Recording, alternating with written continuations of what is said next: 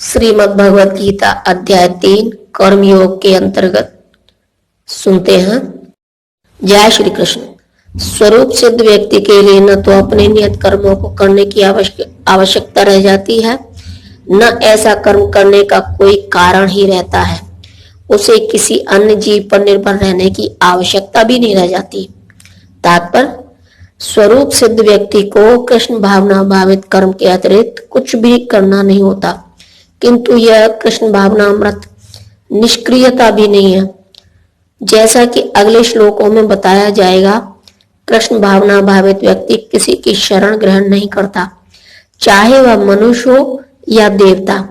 कृष्ण भावना अमृत में जो भी करता है वही उसके कर्तव्य संपादन के लिए पर्याप्त है। अतः कर्म फल में आसक्त हुए बिना मनुष्य को अपना कर्तव्य समझकर निरंतर कर्म करते रहना चाहिए, क्योंकि अनासक्त होकर कर्म करने से उसे पर ब्रह्मा यानी कि परम की प्राप्ति होती है।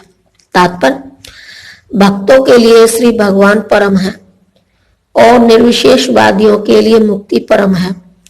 अतः जो व्यक्ति समुचित पथ प्रदर्शन पाकर और कर्म फल से अनासक्त होकर कृष्ण के लिए या कृष्ण भावना अमृत में कार्य करता है, वह निश्चित रूप से जीवन लक्ष्य की ओर प्रगति करता है। अर्जुन से कहा जा रहा है कि वह कृष्ण के लिए कुरुक्षेत्र के युद्ध में लड़े, क्योंकि कृष्ण की इच्छा है कि वह ऐसा करे।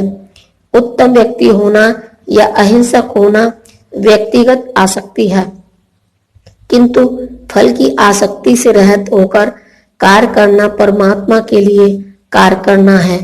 यह उच्चतम कोटि का पूर्ण कर्म है जिसकी संस्तुति भगवान कृष्ण ने की है।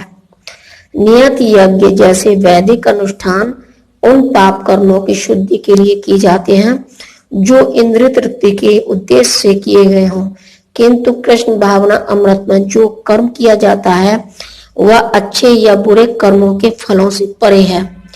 कृष्ण भावना भावित व्यक्ति में फल के प्रति लेश मात्र आसक्ति नहीं रहती। वह तो केवल कृष्ण के लिए कार्य करता है।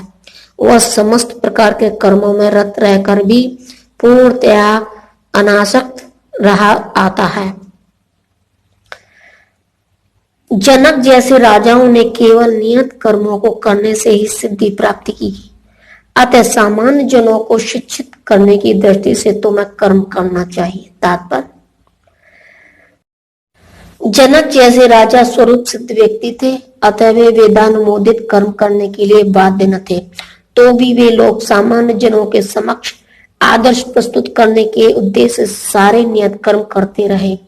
जनक सीता जी के पिता तथा भगवान श्री राम के ससुर थे। भगवान के महान भक्त होने के कारण उनकी स्थिति दिव्य थी, किंतु चूंकि वे मिथिला जो भारत के बिहार प्रांत में एक परगना है के राजा थे, अतः उन्हें अपनी प्रजा को यह शिक्षा देनी थी कि कर्तव्य पालन किस प्रकार किया जाता है। भगवान कृष्ण तथा उनके शाश्वत सखा अर्जुन को कुरुक्षेत्र के युद्ध में लड़ने की कोई आवश्यकता नहीं थी, किंतु उन्होंने जनता को यह सिखाने के लिए युद्ध किया कि जब सत परामर्श असफल हो जाते हैं तो ऐसी स्थिति में हिंसा आवश्यक हो जाती है। कुरुक्षेत्र युद्ध के पूर्व युद्ध निवारण के लिए भगवान तक ने सारे प्रयास किए, किंतु दूसरा पक्ष लड़ने पर तुला था। अतः ऐसे सत्कर्म के लिए युद्ध करना आवश्यक था। यद्यपि कृष्ण भावना भावित व्यक्ति को संसार में कोई रुचि नहीं हो सकती, तो भी वह जनता को यह सिखाने के लिए कि किस तरह रहना और कार्य करना चाहिए, कर्म करता रहता है। कृष्ण भावना अमृत में अनुभवी व्यक्ति इस तरह कार्य करते हैं कि अन्य लोग उनका अनुसरण कर सके, और इसकी व्याख्या अगले श्लोक में की गई है। जैसे महापुरुष जो आचरण करता है, सामान्य व्यक्ति उसी का अनुसरण करते हैं। वह अपने अनुसरणी कार्यों से जो आदर्श प्रस्तुत करता है, संपूर्ण विश्व उसका अनुसरण करता है। तात्पर्य, सामान्य लोगों को सदैव एक जैसे नेता की आवश्यकता होती है जो व्यावहारिक आचरण द्वारा जनता को शिक्षा दे सके। यदि नेता स्वयं धूम्रपान करता है तो वह जनता को धूम्रपान बंद करने की शिक्षा नहीं दे सकता। चैतन्य महाप्रभु ने कहा है कि शिक्षा देने के लिए पूर्व शिक्षक को ठीक ठाक आचरण करना चाहिए। जो इस प्रकार शिक्षा देता है वह आचार्य या आदर्श शिक्षक कहलाता है। अतः शिक्षक को चाहिए कि सामान्य जन को शिक्षा देने के लिए स्वयं शास्त्रीय सिद्धांतों का भी पालन करे। कोई भी शिक्षक प्राचीन प्रामाणिक ग्रंथों के नियमों के विपरीत कोई नियम नहीं बना सकता। मनु संहिता जैसे प्रामाणिक ग्रंथ मानव समाज के लिए अनुसरणीय आदर्श ग्रंथ हैं। अतः नेता का उपदेश ऐसे आदर्श शास्त्रों के नियमों पर आधारित होना चाहिए। जो व्यक्ति अपनी उन्नति चाहता है उसे महान शिक्षकों द्वारा अभ्यास किए जाने वाले आदर्श नियमों का पालन करना चाहिए। श्रीमद् भागवत भी इसकी पुष्टि करता है कि मनुष्य को भगवान भक्तों के पद चिन्हों का अनुसरण करना चाहिए और आध्यात्मिक बोध के पथ में प्रगति का यही साधन है। चाहे राजा हो या राज्य का प्रशासनिक अधिकारी हो, चाहे पिता हो या शिक्षक हो, ये सब अबोध जनता के स्वाभाविक नेता माने जाते हैं।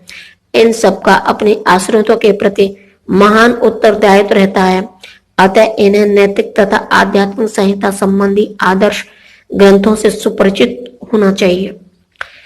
हे प्रथापुत्र, तीनों लोकों में मेरे लिए कोई भी कर्म नियत नहीं है। न मुझे किसी वस्तु का अभाव है और न आवश्यकता ही है, तो भी मैं नियत कर्म करने में तत्पर रहता हूं। तात्पर्य, वैदिक साहित्य में भगवान का वर्णन इस प्रकार हुआ है। परमेश्वर समस्त नियंताओं के नियंता हैं और विभिन्न लोकपालकों में सबसे महान है। सभी उनके अधीन हैं। सारे जीवों को परमेश्वर से ही विशिष्ट शक्ति प्राप्त होती है। जीव स्वयं श्रेष्ठ नहीं है, वे सभी देवताओं द्वारा पूज्य हैं और समस्त संचालकों के भी संचालक हैं। अतः वे समस्त भौतिक नेताओं तथा नियंताओं से बढ़कर हैं और सबों द्वारा आराध्य हैं।